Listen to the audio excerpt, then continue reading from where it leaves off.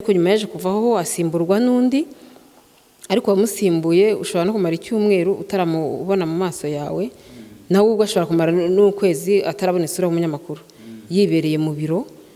Ariko ubu siko bimeze, ahubwo umunyamakuru areba mugenzi we akamugirira n'ishyari. Kukivuga mbere ya 2010 duhinduka inkoma amashyi gutyo, ariko unahugura ko nyuma ya 2010 kuvuga ngo itangazamakuru byabaye byinshi bivuga ubusa, ntabwo byingi byerekana ko itangazamakuru wavango ryateye imbere.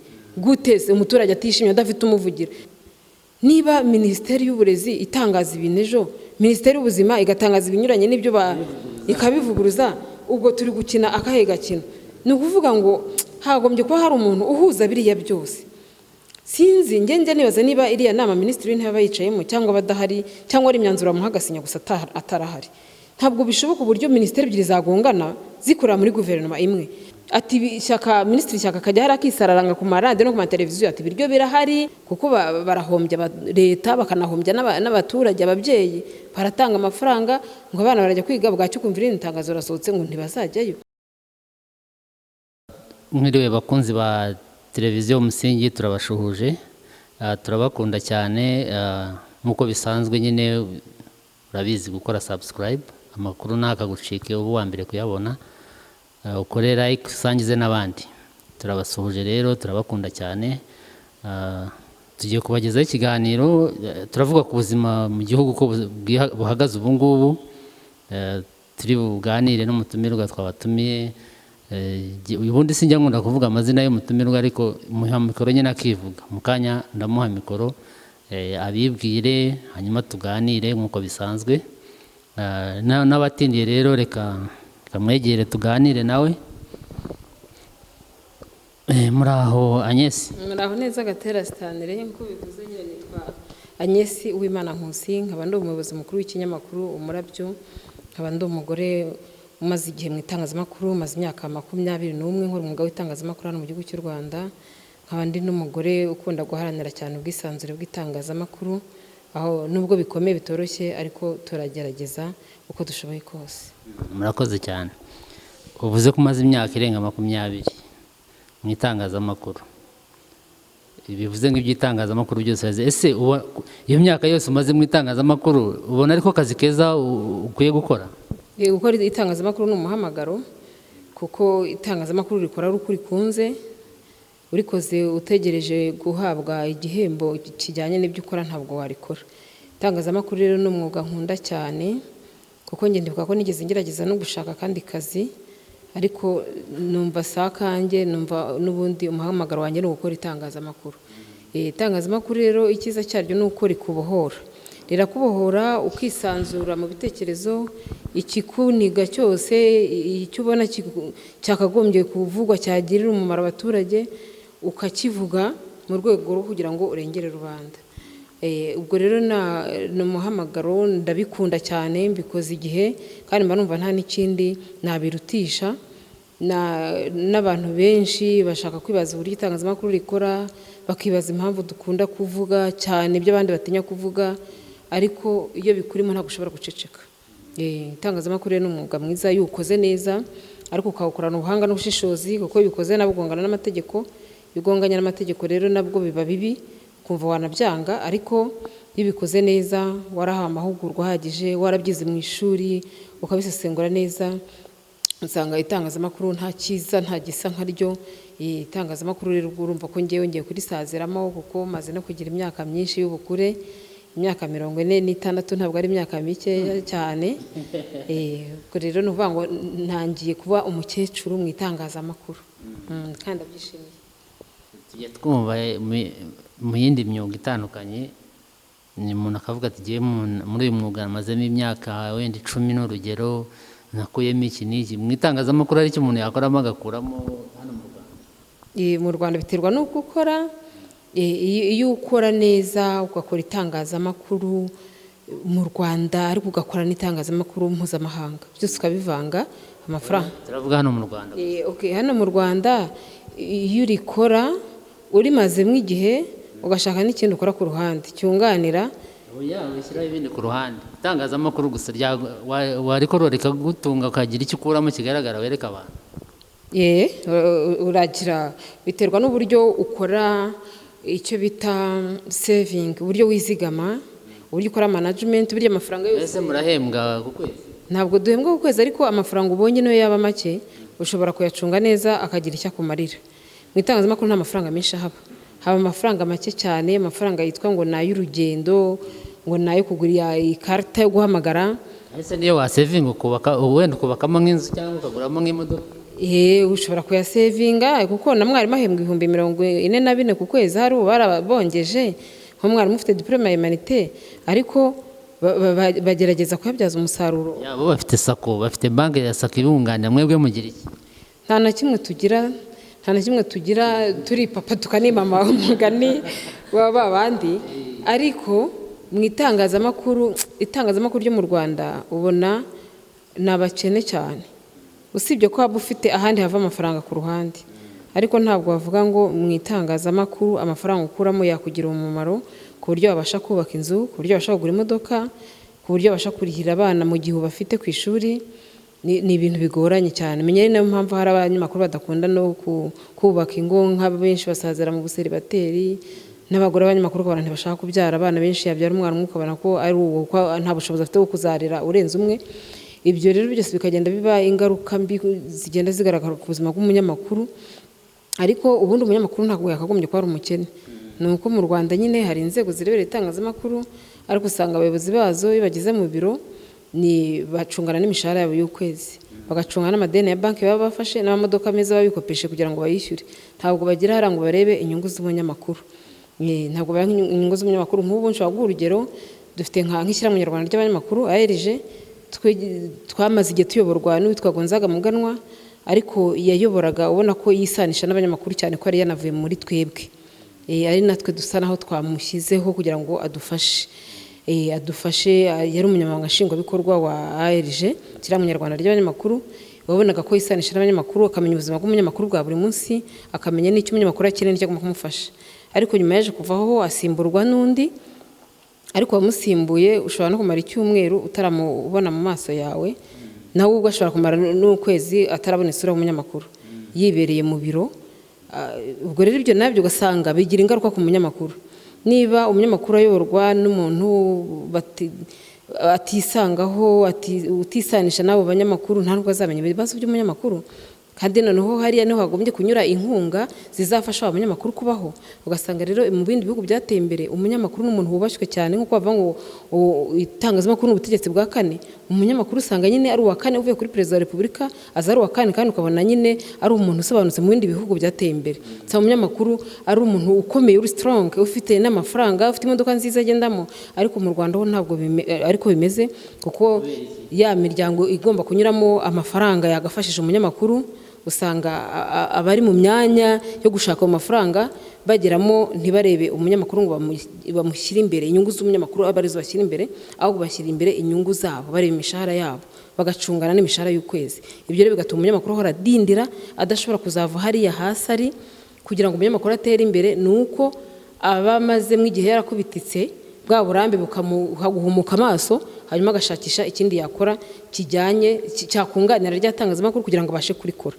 Wavuze ko umaze imyaka myinshi muri uyu mwuga, ariko uri n'umuyobozi w'ikinyamakuru Umurabyo. Mu bindi bihugu urimo uvuga, ntabwo ubundi wakabaye utekereza imikorere ya ARG, Media Council, we wakabaye uvuga uti ikinyamakuru cyanjye mfite abakozi 20, tugomba gukora gutya, mugomba gukora, mugasohora ikinyamakuru, mugakora n'indi mishinga yinjiza amafaranga nk'ikinyamakuru nyine, kuko ni kampani. Kuki ibyo bintu mutabikora? Ibi bintu rero nubwo twabikora, ntabwo ushobora kubona inkunga udafite rekomandasiyo y'iyo miryango itureberera, kuko hari imishinga minini ibitanga amafaranga, ariko amafaranga ukaba udashobora kuyagiraho kuyagisesingaho n'ubundi bidaciye muri ya mashyirahamwe yacu. Bica mu mashyirahamwe? Bica mu mashyirahamwe kuko niko bigenda. Ntabwo ariko bigenda. ahandi ko atari ko bigenda, ariko abanyamakuru bashyira hamwe, babasha gufata nk'ibitangazamakuru 5 bikishyira hamwe bigakora nk'ikintu kimeze nka koperative. Ese byabananije iki? Mu Rwanda ntabwo bishoboka. Mu Rwanda umunyamakuru abaho aneka mugenzi we, abaho agambanira mugenzi we. Ni uko nguko abanyamakuru mu Rwanda babayeho. Nta munyamakuru ureba iterambere rya mugenzi we ngo avuge ngo dushyire hamwe dushake uburyo twagera ku mafaranga. Mbere y'umwaka wa 2010 ndibuka ko byashobokaga, kuko mbere hari amasoko ya leta, ariko uyu munyamakuru umwe yamenyaga isoko ahantu yavagayo agahita kurangira no kujya kurifata. Ariko ubu siko bimeze, ahubwo umunyamakuru areba mugenzi we akamugirira n'ishyari. Kuki uvuga mbere ya 2010? Mbere ya 2010 hari hariho itangazamakuru, navuga ngo itangazamakuru rya nyaryo. Nyuma ya 2010 rero itangazamakuru rihari ni ibintu bimeze nka propagande, navuga ko ari baringa. Ariko abayobozi b'amashyirahamwe y'abanyamakuru bavuga ko itangazamakuru ubu ngubu ari bwo ryateye imbere cyane kurusha ibyo urimo kuvuga. Gutera imbere bavuga ni uko bavuga ngo haje amaradiyo menshi, ngo haza ngo amasocial media menshi. Ibyo se kuba bihari ari byinshi ntacyo bivuga, bimaze iki? Ntacyo bimaze. None se ko abanyarwanda bakeneye amakuru, kandi amakuru bakeneye nta makuru acukumbuye. None se inkuru zacu kuri Radio Rwanda, icyo ku Gihe, icyo kuri New Times, ahantu hose usanga ni inkuru imwe y'uruhererekane. Ibi byose nibyo abanyarwanda bakeneye amakuru acukumbuye, bakeneye amakuru batabasha kwigereraho honyine ari kure, nabo bayamenye, uyandike abanyarwanda bayamenye. Izo nkuru zicukumbuye rero umunyamakuru ntafite ubushobozi bwo kwigeraho kubera ko nta mafaranga afite. Inkuru icukumbuye irahenda. Uzaba udafite imodoka uzabasha kujya gucukumbura Gatsibo, uzabasha kujya gucukumbura Nyamasheke. Ese kari igishoro nkawe nk'umuyobozi w'ikinyamakuru, ni igishoro wakabaye ugutigeye nshoye ahangaha nzunguka gutya na gutya. Ibyo ariko ntutegereze ko hari umuntu uza kuguhereza, kuko umuntu nabura akazi kazahagarara. Igishoro benshi bashora amafaranga bakora muri banki. Nta banki nimwe ishobora kwizera igitangazamakuru ngo kigurize amafaranga. Ntibishoboka. Banki zaraduhakaniye, zatubwiye ko twebwe ibintu dukora bijya gusa na politiki. Ntibashobora kuduha amafaranga y'inguzanyo.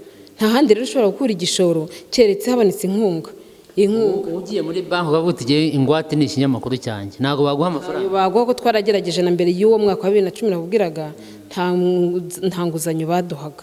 Icyo baduhaga yo bagufite nka sukuveri wagiye gusaba isoko bakaguha bodo commande, niyo wajyanaga muri banki. Niba ufite isoko ry'500, banki yakugurizaga 300. Wahava mu icapiro, wamara kwishyuza ukajya kwaka ya bodo commande muri banki, ukajya kwishyuza, hanyuma ukaza kwishyura amafaranga banki ugashyiraho n'inyungu. Ariko ntabwo twashobora gukora imishinga migari ngo tujye gusaba inguzanyo bayaduhe, na n'ubu ntibashobora kuyaguha. Niyo mpamvu rero nkubwira ngo ikintu cyashoboka nuko abanyamakuru, ibitangazamakuru byo mu Rwanda babasha kwishyira hamwe bagakora koperative, hanyuma bagasaba amafaranga. Cyakora abagore babigezeho. Abagore b'abanyamakuru mu Rwanda bafite ibitangazamakuru bishyize hamwe, hanyuma batangira kujya basaba inkunga bashyize hamwe. Ubu rwose abagore b'abanyamakuru, abagore bafite ibitangazamakuru byabo, n'uvuga ngo ntabwo ari abagore bose. Ntabwo ari abagore bose. Abagore hari Arfem ni umuryango ubumbiye hamwe abagore bakora umwuga w'itangazamakuru mu Rwanda. Ariko noneho abagore bakora umwuga w'itangazamakuru mu Rwanda ntabwo bose bafite ibitangazamakuru. N'uvuga ngo abagore bafite ibitangazamakuru nabo ariko si bose, bamwe bishyize hamwe bakora koperative. Ni ukuvuga ngo hari abatari muri iyo koperative, kuko kuyijyamo si itegeko. Ni ubushake bw'umuntu. Koperative ijyamo bishaka, uretse n'ibyo by'abanyamakuru no hanze mu buzima busanzwe n'abaturage iyo bakoze koperative bose bayirimo, ariko abayirimo babona amafaranga. Babona amafaranga. Wavuze ku kintu kijyanye n'inguzanyo za banki. Mu yindi myuga ukora umushinga, banki nyine abantu batera imbere bafashijwe na banki. Ubona kuba mutagurizwa na banki ari cyo bibahombyaho?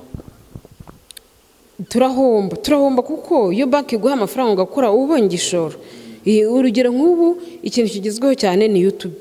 Ariko YouTube irasaba igishoro, kuko YouTube itangira kuguhemba haciyeho igihe kitari gito. Ushobora kumara amezi 6 ukorera YouTube utaratangira guhembwa, kandi uri gushora amafaranga. Ubwo rero ni umushinga mugari kandi utanga amafaranga menshi meza, yakazamuye umunyamakuru akagera aho ava akagera naho yigeza. Ariko ntabwo banki ishobora kuguha amafaranga keretse ufite ingwate yawe, ufite inzu yawe ukayitangaho ingwate, ugafata ideni muri banki, n'umuturage wese bayaguha. Ariko washaka undi mushinga ukora, ukoze umushinga wo kuvuga ngo urayashora mu itangazamakuru, ntabwo bayaguha. Ntabwo banki zirasobanukirwa uburyo imishinga yo mu itangazamakuru yunguka, ntabwo babizi. Sinumva wenda yiba itangazamakuru mwakabaye mukorana n'inzego zose n'ayo mabanki arimo, wenda n'abo bayobozi b'amashyirahamwe bavugaga bakaba bagenda bakajya kunegosiya n'amabanki bakavuga ati dufite imishinga imeze gutya na gutya muduha amafaranga, kuki ibyo bintu bitaba? Ubona ari ukubera iki? Urakoze cyane, aho uzanyemo n'akantu keza nyine. Abayobozi b'amashyirahamwe yacu nibo bakagombye kujya no kutubera n'ingwate, bakajya no gusobanura uburyo itangazamakuru rikora n'uburyo ryunguka. Ariko ntabo barahari, ariko nakubwiye ko bacungana n'imishahara yabo, ntabwo bashaka kureba inyungu z'umunyamakuru. Twebwe ntidushobora kujya gusobanura ibyacu muri banki. Wabonye ko kugira ngo abahinzi bemererwe, banki zemere gushora imari mu buhinzi, byasabye kugira ngo Minagri ihaguruke, Minisiteri y'Ubuhinzi n'Ubworozi mu Rwanda, ijye gusobanura uburyo umuhinzi yunguka. Noneho ariko babashyiraho n'ikigega cy'ingwate mu gihe bahuye n'igihombo kubera imvura cyangwa izuba ryinshi, hanyuma banki zo ntizizahombe. Natwe rero twagombye kuba babayobozi bacu ari bafata iya mbere kujya gusobanura banki uburyo dukora n'uburyo imishinga yacu yakunguka, ndetse bakadushyiraho n'ikigega kitubera ingwate mu gihe habonetse cya gihombo kugira ngo kizadukavaringe. Ariko ibyo byose ntabwo abayobozi bacu babyitayeho. Abayobozi bacu bo bari gucungana n'imishahara yabo gusa, ntabwo bareba inyungu z'umunyamakuru, ntabwo bifuza ko n'umunyamakuru yabaho. Icyo bashaka nuko nyine duceceka, twese tugacecekera imbere ya leta yacu, kuko mu gusakuza kwacu no kuzamura ijwi byo byabagiraho ingaruka. Ariko ducecekeye hasi kubera ko iyo udafite amafaranga, uwo n'umuntu ashaka kukwica, iyo umuntu ashaka kukwica arabanza akakwima amafaranga, akakwicisha inzara. Iyo yakwimye amafaranga aba yagushoboye. Ubwo rero uvuga ngo itangazamakuru ryo mu Rwanda leta yararishoboye, kuko arabanje irarikenesha, imaze kurikenesha noneho nyine iranaricecekesha. Nuvuga ngo leta yo ntifite uyinenga, ntifite uyikritika, nuvuga ngo bakora byiza bakora bibi babikora umuturage, ibyo rwose ni inyungu zabo, ntawe bareba. Ntawe bareba, kuko nta munyamakuru uzajya gutara inkuru ashonje. Azayitara se gute? Ntibishoboka. Ibyo rero ni inyungu zabo. Niyo mpamvu n'abayobozi b'izi nzego zashyizweho nabo bashyirwaho na leta. Nta munyamakuru ugira uruhare gushyiraho umuyobozi. Murabizi mwese, uyobora RMS ubu ni Barore Cleophas, ni umukozi wa RBA. None sazaza kuvugira umunyamakuru wigenga gute? Yahembwe ntiyaburaye, nta nzara afite, ahembwa ku kwezi. Urabyumva? ARG uyiyobora nawe nta munyamakuru muzi. Nawe umuyobozi wa ARG ni Arudo, perezida nawe ni RBA. Baje ari babiri baturutse muri RBA, bose barahembwa ku kwezi. Nta n'umwe uzi inzara w'umunyamakuru. Umunyamabanga nshingwabikorwa bashyizeho muri ARG nawe araje, yari secrétaire permanent wa ministre w'itangazamakuru, ministeri ikibaho. Nawe araje, yaravuye no gukora muri ministeri ira ministeri ikoranabuhanga. Urumva ni umukozi wa leta kuva kera. N'ubundi aje guhagarara leta, ntabwo aje guhagarara umunyamakuru. Nta n'umunyamakuru muzi, nawe ntashaka no kumenya abanyamakuru, yibereye mu biro gusa. Ubwo suri kumbwira ngo itangazamakuru ryigenga nta muntu ntabwo rifite urivugira. Inama nkuru y'itangazamakuru abayiyoboye bose n'abana bari gucungana n'imbehe yabo, nabo nta nyungu y'umunyamakuru bakeneye. Ntusabangwe uburyo inama nkuru y'itangazamakuru ihugura umunyamakuru imyaka 8 gashira 12 iri guhugura umunyamakuru kwandika inkuru. Reba none se umuntu amara imyaka 12 ataramenya kwandika inkuru. Ubwo se iyo capacity building bari kutubwira nta na hamwe bari kwerekana uburyo bazamura ubushobozi bw'ibitangazamakuru, ubushobozi bw'umunyamakuru. Ayo mahugurwa nayo ngo basigara batanga rimwe mu mezi 6. Ibyo se bimariye icyo umunyamakuru? Ni ukuvuga ngo umunyamakuru avuye muri kaminuza afite lisansi arize, ariko araje agiye kumarira imyaka 12 ari guhugurwa. Nicyo se kimuzanye? Niyo mpamvu abenshi bakwepa itangazamakuru bakajya kwibera aba PR, bakajya gukora muri za ministeri kugira ngo bajye bonera umushahara w'ukwezi, kuko mu itangazamakuru nta kintu kiririmo, barigiga bari kunze ariko barigeramo bakaryanga. Wenda dusoza ku kijyanye n'itangazamakuru, twagira ngo tugereranyize mbere ya 2010 wavuze ko mwakoraga neza, hari ibinyamakuru byinshi, hari n'abanyamakuru benshi bagiye bahunga. N'iki gihe utugereranye iki gihe n'iki gihe uko bimeze, ngira ngo urabazi bakabonera barahunze, bagasasira abandi urabazi benshi. Utugereranye icyo gihe n'ubu. Icyo gihe mbere ya 2010 twakoraga itangazamakuru riryoshye. Nuvuga ngo twakoraga abaturage kuko twandikaga inkuru abaturage bakeneye, tukereka noneho na perezida wa repubulika aho ibintu biri gupfira, tukamwereka ko tukamwereka abafite intege nkeya mu kazi ashyiramo, akanabahindura kuko ibintu ukabona ko buri kugenda neza. Twafatanyaga na perezida wa repubulika kuyobora igihugu, tumutungira agatoki aho bitagenda. Ariko tugeze mu mwaka wa 2010 nibwo batangiye kubona ko turi kubajora cyane. ahari babonaga ko turi kurengera cyane. Hajyaho minisitiri w'itangazamakuru Louise Mushikiwabo, niwe watobye itangazamakuru, araritoba koko, atangira kugenda ku museso, ngo umuseso uravuga cyane, ngo uvuga byose, barawufunze, ati abanyarwanda bararuhutse, barahumetse.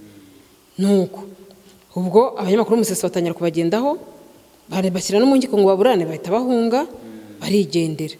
Bamaze kugenda twabasigaye birabizi ko twafunzwe, abanyamakuru murabyo twebwe twaragaze turafungwa. Ibutsa abantu harya bafunzwe igihe cyane. Nafunzwe imyaka 5, mugenzi wanjye Mukakibi Saidati twakoranaga nafungwa imyaka 3, ariko icyo gihe bajya guhunga abanyamakuru umuseso barambwira ati Agnes igihugu kibaye kibi ngo ntuduhunge.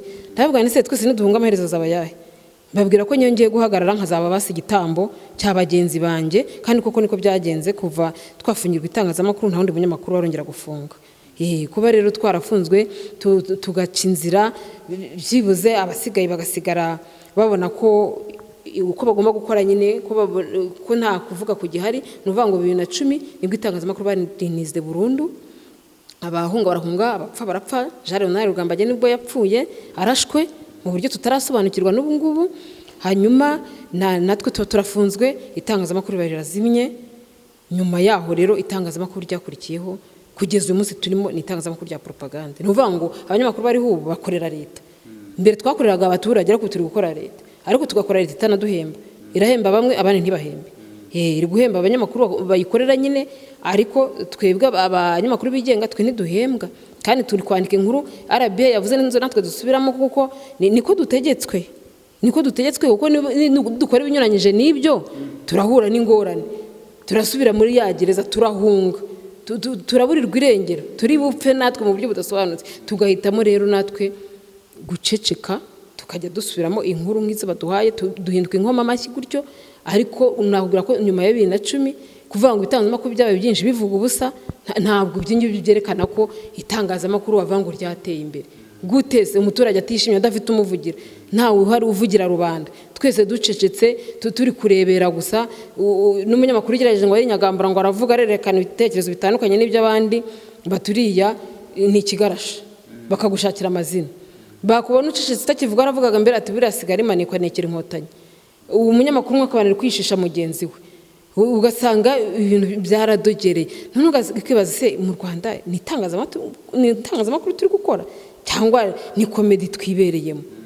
Ubwo rero sinzi ikintu kizakorwa kugira ngo itangazamakuru mu Rwanda ryongere rifate umurongo, kuko uko riri gukora ubu nibyo byiza kuri leta. Leta irishimye, n'abayobozi b'izo nzego leta yashyizeho kugira ngo batureberere nabo bari gukoma amashyi, barishimye kuko abanyamakuru bose baracecetse.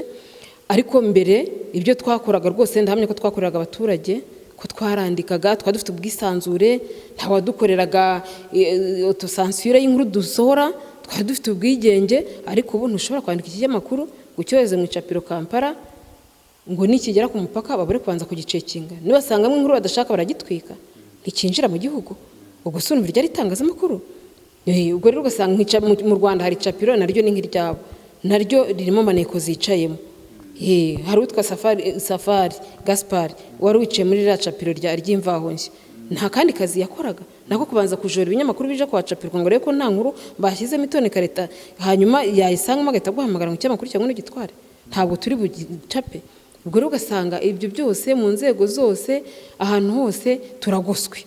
Ntabwo umunyamakuru nta bw'inyagambura afite, ntabwo uretse ubwo kwikoreshereza ubwonko bwawe n'umutwe wawe ugashaka uburyo wabaho. Ariko uvuze ngo itangazamakuru ryo mu Rwanda urarikora rizagutunge, ntabwo bishoboka. Wavuze gufungwa n'abahunze, ese ubona umunyamakuru waza uyu munsi mu mwuga w'itangazamakuru akumva inkuru z'abanyamakuru bangaye bahunze, akumva inkuru z'abafunzwe, urumva yaba yisanzuye mu byo yabakora? Byakora atese yisanzuye. Ubundi uko usanze imbyino usanze nyine urwatera niyo wikiriza. Ni ukuvuga ngo abari kwinjira ubu bari kuza bafite iyo image, ayo makuru yose yuko wagerageje kuvuga bamurashe, uwakurikiyeho nawe bamufunze, uwakurikiyeho nawe yahunze. Ubwo rero iyo yinjiyemo nawe agendera mu murongo w'abasanze. Cyane noneho ubu hari ibyo ngo abarimu basigaye bigisha muri kaminuza ngo bababwira ngo umunyamakuru n'uriho. Ubwo rero nawe agaharanira ko azajya avuga ibintu bidatuma leta igira ikimubaza.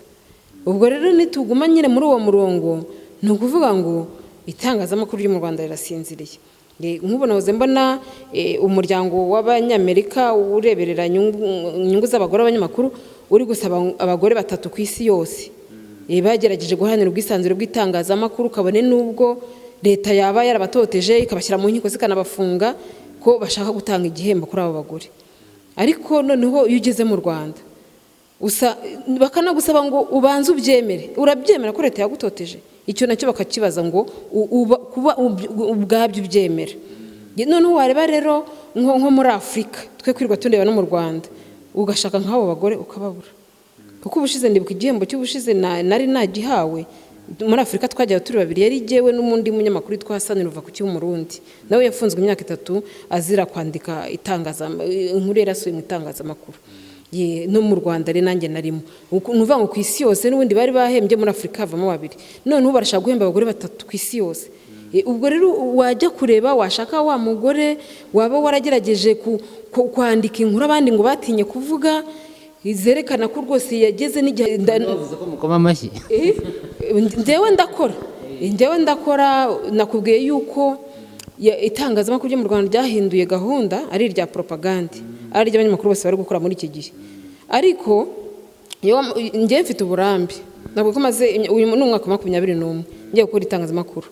Iyo maze kureba neza inguni zose z'igihugu ukareba aho biri gupfira naho biri gukirira, ushaka ubundi buryo ukoramo itangazamakuru. Nabwo ko njye ntagikora itangazamakuru navuga ngo ni national mu Rwanda gusa cyangwa muri Afurika gusa, nsigaye nkora itangazamakuru mpuzamahanga, nuvuga ngo ni ku isi yose. Nuvuga ngo mu Rwanda ubona bitari kugenda neza, ubona nta nkuru zo kuhatangariza, ufite inkuru ariko udashobora gutangariza ku butaka bw'u Rwanda ngo harare, ushaka andi mayeri yose yo kuzitangaza, ariko ya nkuru ushaka gutangaza n'ubundi kamenyekana wayicisha hehe nyine yuri international uri mpuzamahanga.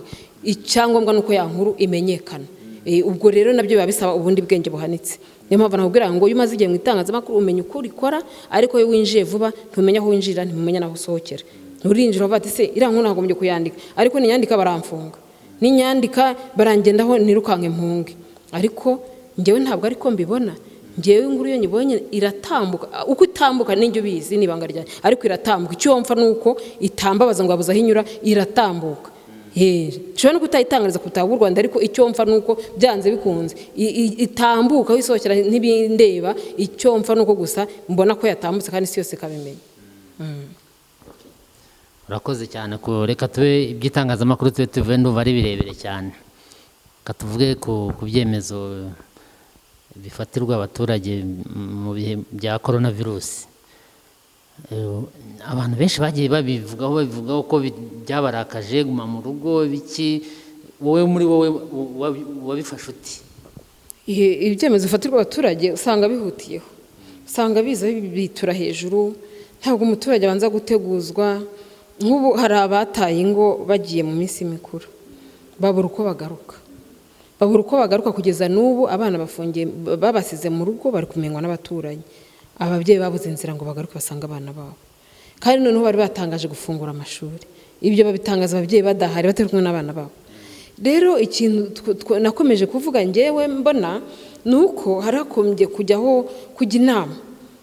inama, kuko urabona nka Minisiteri y'Ubuzima na Minisiteri y'Uburezi wagira ngo ni ibihugu bibiri bitandukanye. Niba Minisiteri y'Uburezi itangaza ibintu ejo, Minisiteri y'Ubuzima igatangaza ibinyuranye n'ibyo ikabivuguruza, ubwo turi gukina akahe gakino? Ni ukuvuga ngo hagombye kuba hari umuntu uhuza biriya byose. Sinzi njye nibaza niba iriya nama Minisitiri w'Intebe bayicayemo cyangwa badahari, cyangwa ari imyanzuro bamuhagasinya gusa atarahari. Ntabwo bishoboka uburyo Minisiteri ebyiri zagongana zikorera muri guverinoma imwe. Maze igihe mbyitegereza nkabona n'ikintu kibabaje, ukabona abaturage barababwiye ngo mujye mu nzu, ntacyo kurya babahaye. Ati Minisitiri Shyaka akajya harakisararanga ku maradiyo no ku mateleviziyo, ati ibiryo birahari ntimugire ubwoba. Ibyumweru 2 gashira, byashira akazana ibiro bingahe by'ibigori basesheje n'ibiro 3 by'ibishyimbo. Ese ibyo biryo we wabimahura byamutunga ibyumweru 2? Ibyumweru 3 ubushize twamaze ibyumweru 3. Ibyo biryo byamutunga abahaye abaturage rimwe mu byumweru 3 byamutunga wamufungira umushahara. Akavuga ngo umushahara wawe uhagarara nawe icyo nasaba ni uko ubutaha nibongera gushyira Guma mu Rugo bazayishyireho ukwezi kose abaturage bajye mu nzu bababare, ariko n'abakozi ba leta bose uhereye kuri minisitiri uri kubivuga nawe umushahara bawuhagarika ukwezi kose nta kibazo, ariko nawe azamara ukwezi adahembwa, rya deni rya banki afite ntazaryishyure muri uko kwezi, nawe azahangayikamo gakeya. Ni ukuvuga ngo ubutaha ukurikiyeho niyongera kujya gufatira umuturage imyanzuro, nawe azajya afata imyanzuro idakakaye, kuko azajya avuga ngo nanjye birangiraho.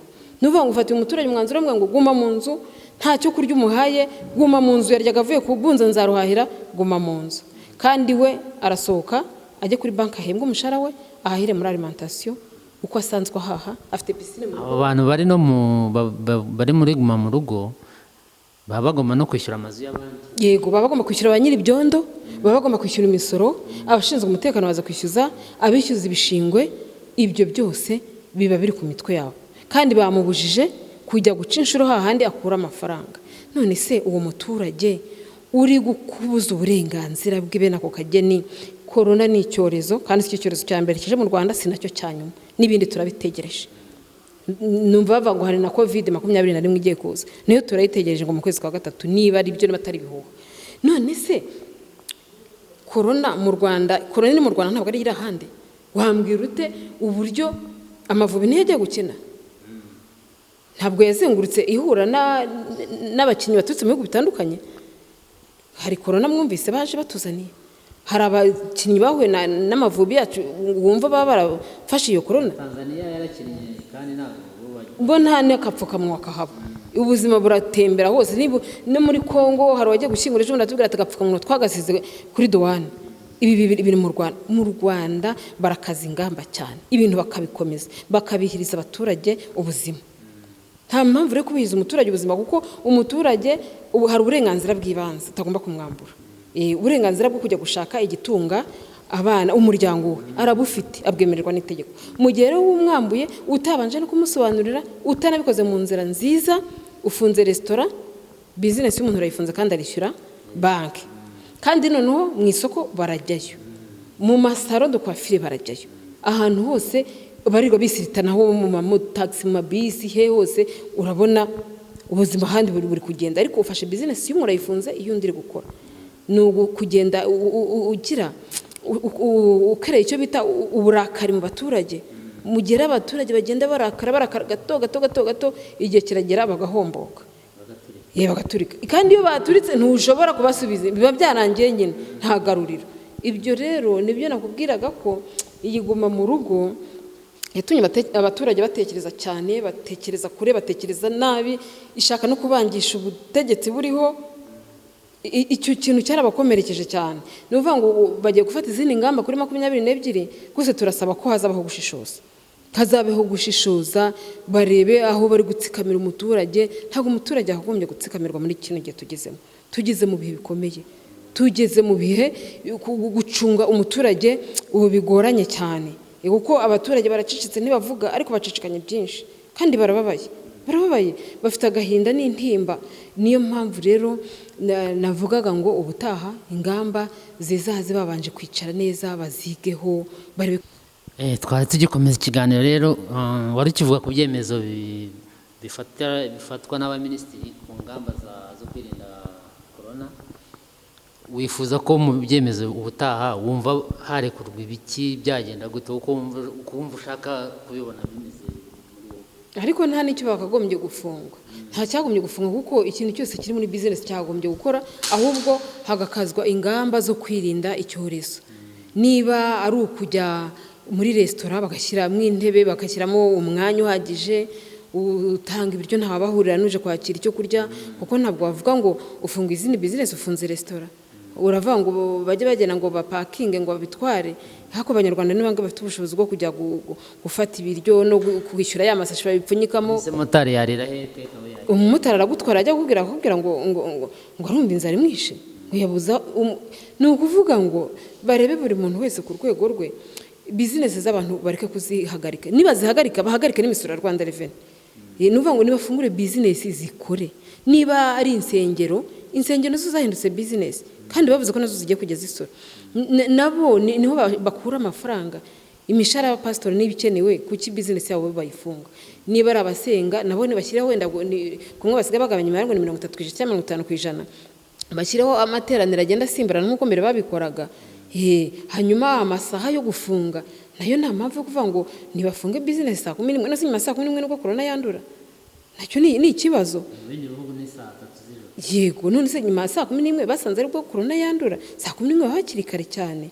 Kira kintu nacyo cyababaje abanyarwanda ko rero batavuga si uko babuze icyo bavuga, ahubwo nuko batinya kuvuga, kuko ugerageje kuvuga wese baramufunga. Baratinya rero, ariko twebwe turajya inama, turagira ngo mu nama ya guverinoma ubutaha byibuze bajya tumira abanyamakuru babiri bahamagara uwa leta n'uwigenga ajye gutanga inama, kuko twe none ko tubona imyanzuro ifatwa batumire mu nama y'abaminisitiri.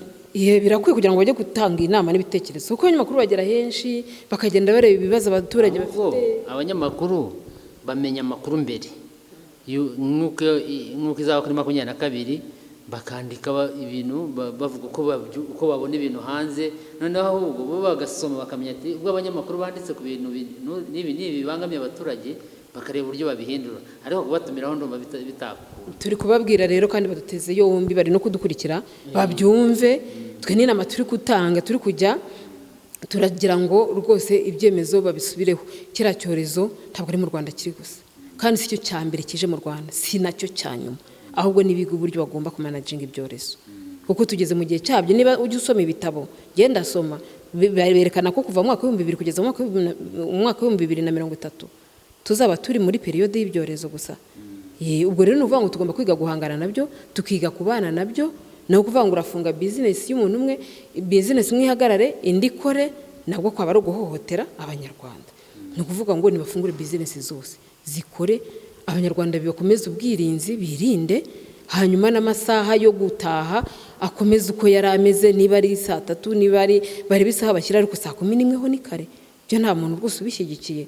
Ndumva aricyo navuga ku bijyanye n'uburezi. Minisiteri y'uburezi nayo ijye igerageza gukorana na Minisiteri y'ubuzima, kuko barahombya leta bakanahombya n'abaturage. Ababyeyi baratanga amafaranga ngo abana barajya kwiga, bwacyo kumvira intangazo rasohotse ngo ntibazajyayo. Bahurize hamwe umugambi ubumwe, kandi abana nta n'impamvu yo kugira ngo bahure kujya ku ishuri, kuko bari ku ishuri baba bafite uburinzi buhagije, bari mu mabodingi. Abiga bataha nabo bakomeze bubahiriza ingamba nyine nk'uko n'undi munyarwanda wese yayubahiriza, kuko umunyeshuri ntabwo yareka kwandura ngo nuko ari mu rugo. No mu rugo yahandurira. Niba umubyeyi yagiye ku isoko akayizana si yo corona, kuki umwana watayandura. Ndumva ari iyo nama twajya, nta kindi naretse. Dusoza rero nk'umunyamakuru w'inararibonye, hari inkuru zirimo kuvugwa muri iyi minsi cyane nka Idamange warayumvise, nabonye waragize n'icyo bivugaho nawe.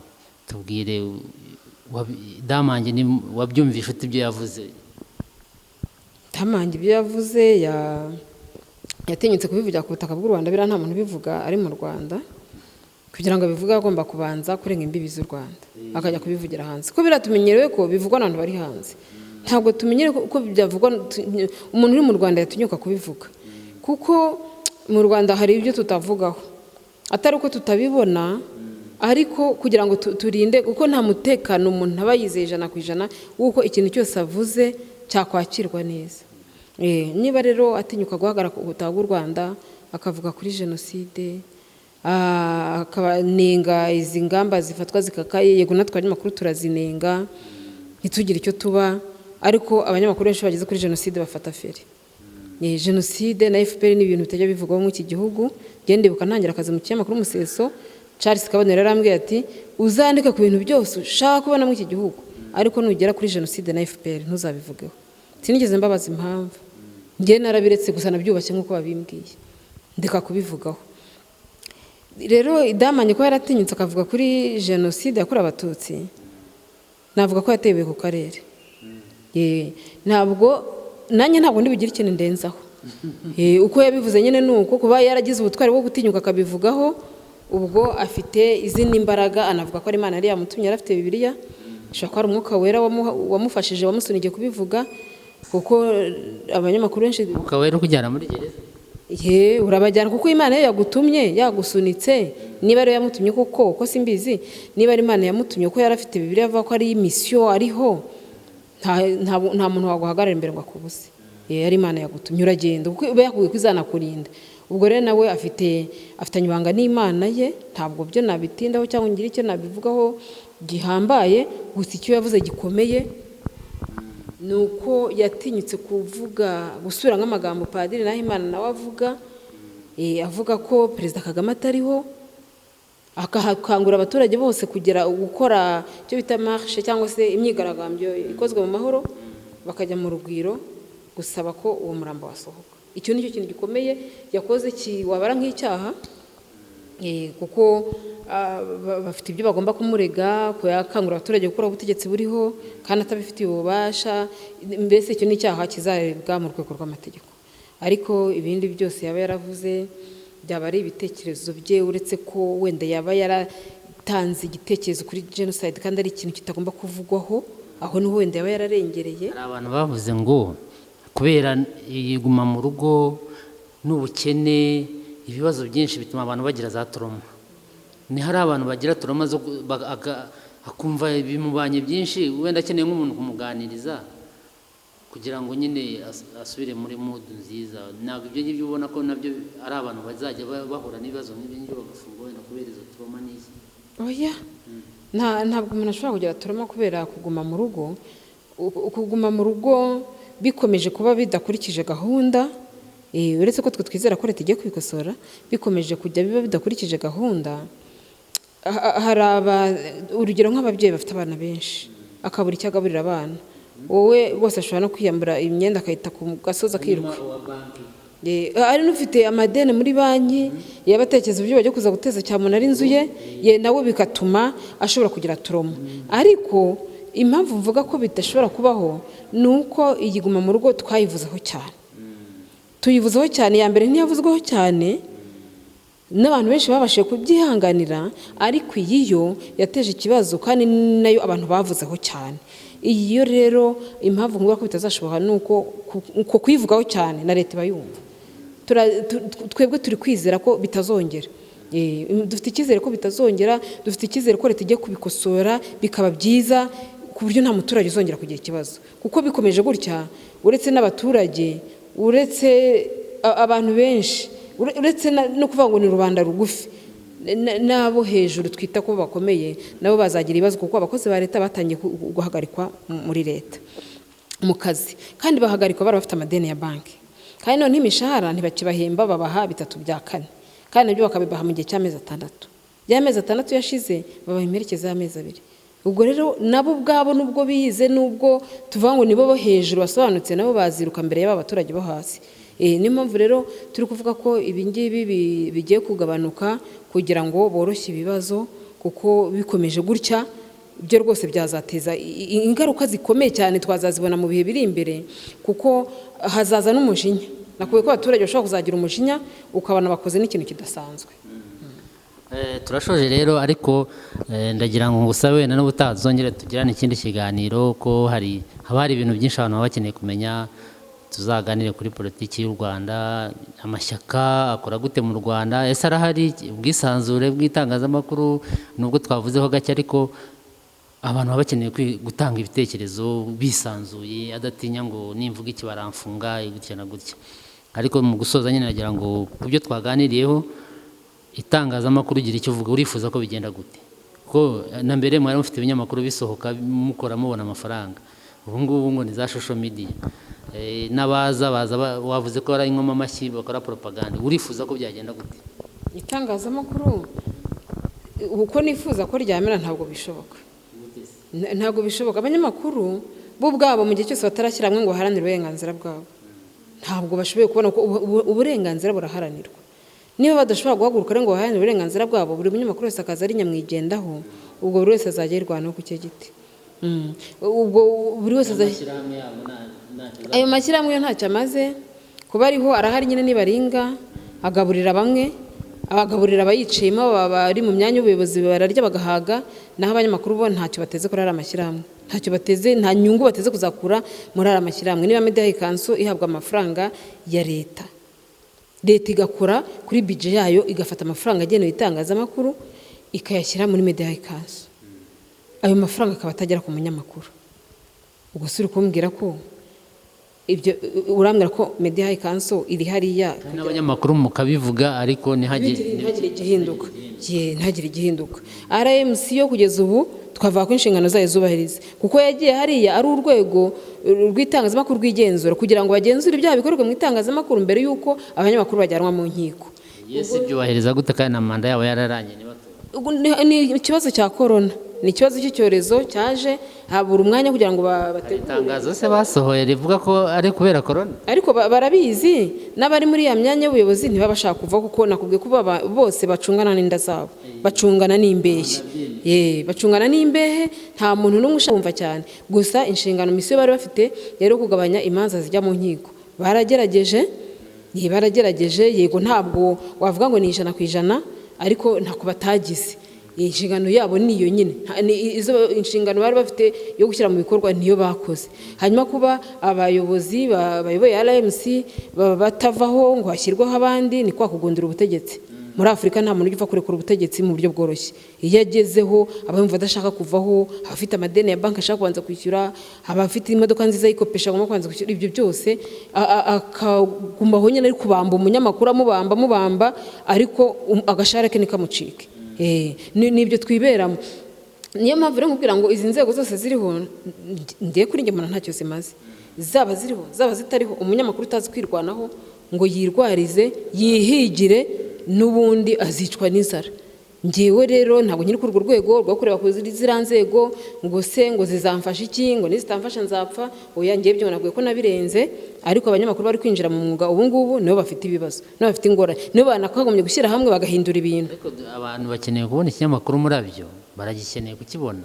Ikinyamakuru murabyo ubu turi kugaragara kuri gahunda yo kuzongera kubikora, ikinyamakuru bakakibona. Ikinyamakuru cyandika ni ikinyamakuru abanyarwanda bakunda, ikinyamakuru cyanditse ku mpapuro. Ariko noneho kubera ibihe turimo bya coronavirus turi kwasha kwambuka imipaka ngo tujye kubyandikisha Bugande no ducapira, niho hari amacapiro, ntabwo turi kubona inzira.